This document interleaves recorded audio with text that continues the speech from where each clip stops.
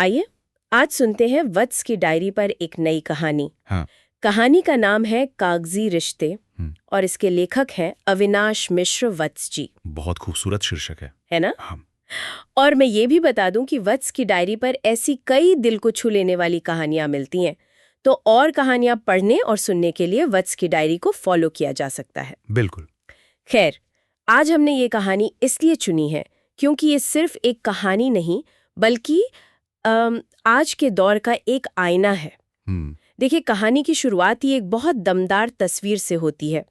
एक कमरा है जो अंदर से बंद है। अच्छा। बिस्तर पर विदेशी नोट बिखरे पड़े हैं, डॉलर्स, और उन नोटों के ढेर में एक माँ बैठी है, सावित्री। उसके हाथ में एक चिट्ठी है जिसे वो इतनी बार पढ़ चुकी है कि शायद अब उसे शब्द नहीं, शब्दों के बीच का जो खालीपन है वो ज्यादा चुभता है। और ये जो शुरुआती तस्वीर है ना, यही इस पूरी बहस की कह सकते हैं नींव रखती है। हाँ, एक तरफ पैसा है, डॉलर है, जो आज की दुनिया में क्या है, सफलता और सुरक्षा का सबसे बड़ा पैमाना। सही बात है। और दूसरी तरफ एक बंद कमरा जो साफ तौर पर एक भावनात्मक अलगाव, एक अकेलेपन का प्रतीक है। तो कहानीकार ने पहले ही सीन में हमें कहानी का मतलब पूरा सार दे दिया। बौद्धिक समृद्धि और भावनात्मक कंगालपन। बिल्कुल, यही विरोधाभास। और ये हमें सीधे उस सवाल पर ले आता है कि क्या त्याग और प्यार की भी कोई कीमत होती है, और अगर होती है तो क्या उसे डॉलर्स में चुकाया जा सकता है? बिल्कुल। और इस कीमत को समझने के लिए मुझे लगता है सावित्री के अतीत को देखना जरूरी है। उसकी पूरी जिंदगी समझौतों और संघर्षों से भरी थी। उसकी माँ ने उसे सिखाया था कि शादी एक समझौता है, जो जमाने में अक्सर कहा जाता था। हाँ, पर सावित्री ने इसे कभी दिल से माना नहीं। उसने महेंद्र से उम्मीदों के साथ शादी की, पर उसे मिला क्या?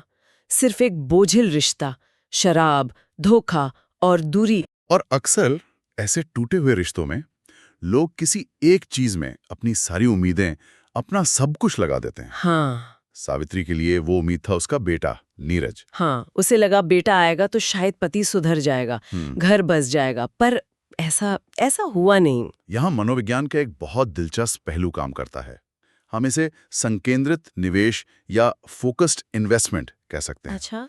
जब एक इंसान अपनी सारी भावनात्मक ऊर्जा, सारी उम्मीदें किसी एक व्यक्ति पर लगा देता है, तो वो रिश्ता वो बहुत नाजुक और भारी हो जाता है। मतलब सावित्री के लिए नीरज सिर्फ बेटा नहीं था। नहीं, वो उसके टूटे सपनों का, उसकी पूरी जिंदगी का कह सकते हैं इकलौता प्रोजेक्ट बन गया था। हाँ, और इसी प्रोजेक्ट को बचाने के लिए उसने उसे अपने पिता के साये से दूर रखा, उसे हॉस्टल भेज दिया और फिर अपनी जिंदगी की सारी जमा पूंजी लगाकर विदेश भेज दिया। जबकि सबने उसे टोका भी। सबने टोका। रिश्तेदार बोले बेटा पराया हो जाएगा, पर वो नहीं मानी। ये एक माँ का एक दाव था अपनी आखिरी उम्मीद पर।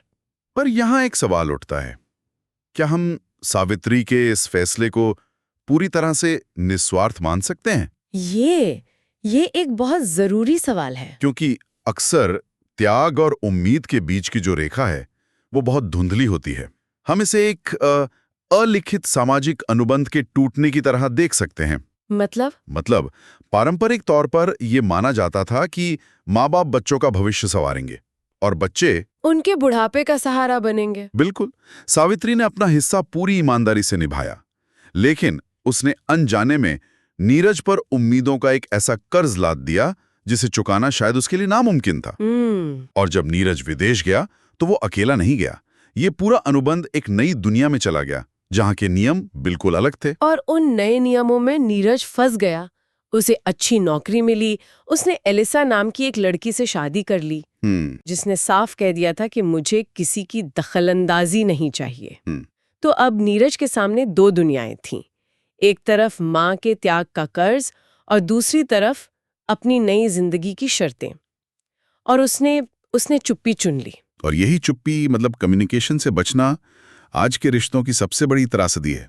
लोग मुश्किल बातचीत से बचने के लिए आसान रास्ते खोजते हैं। और नीरज के लिए वो आसान रास्ता था पैसे भेजना। हाँ, उसने सोचा कि वो अपनी जिम्मेदारी निभा रहा है। उसने माए भावनात्मक त्याग को एक आर्थिक लेन देन में बदल दिया, हिसाब किताब की भाषा में। बिल्कुल। उसे लगा कि अगर मैं हर महीने पैसे भेजता रहूंगा तो मुझे अपनी मौजूदगी, अपना समय, अपनी भावनाएं देने की जरूरत नहीं पड़ेगी। और फिर वो चिट्ठी आई जिसने इस हिसाब किताब पर एक तरह से मोहर लगा दी।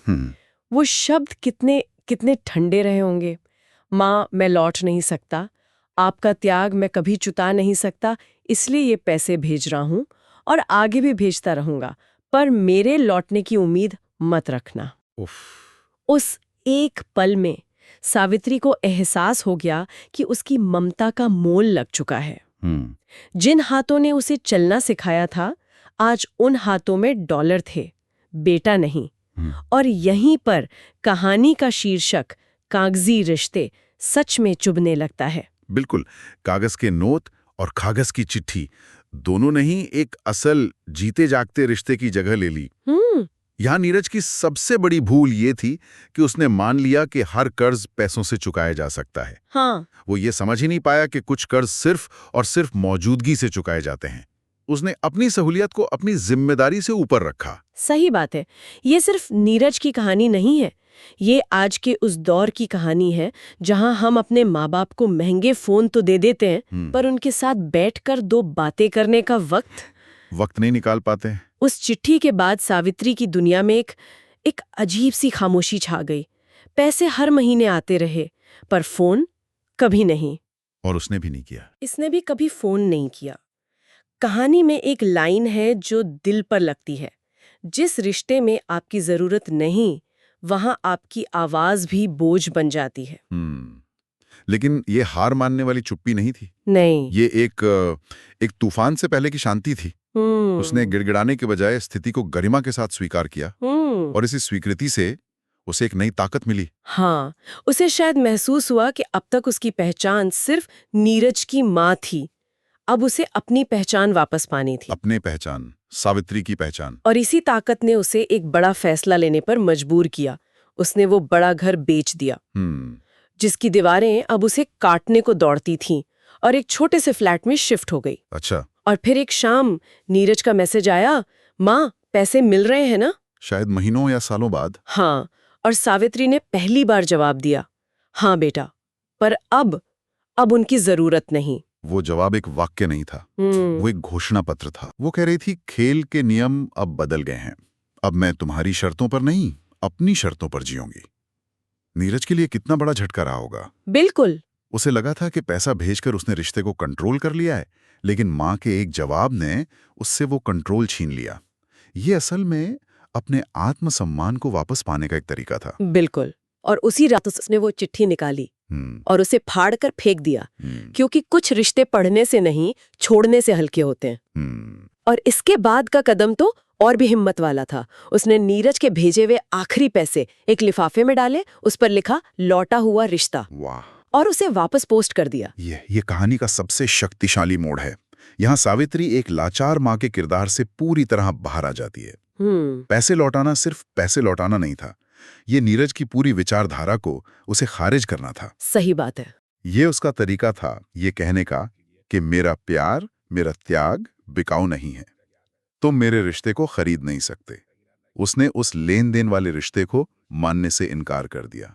और फिर पैसे लौटाने के बाद नीरज का फोन आया, पर सावित्री ने नहीं उठाया। कुछ हफ्तों बाद वो खुद भारत आ गया। पुराने घर पर ताला देखा। फिर जब वो नए पते पर पहुंचा तो दरवाजे पर एक कमजोर लेकिन बहुत शांत सावित्री खड़ी थी। नीरज रो पड़ा, कहने लगा, माँ मैं मजबूर था, मैं तुम्हें लेने आया हूँ।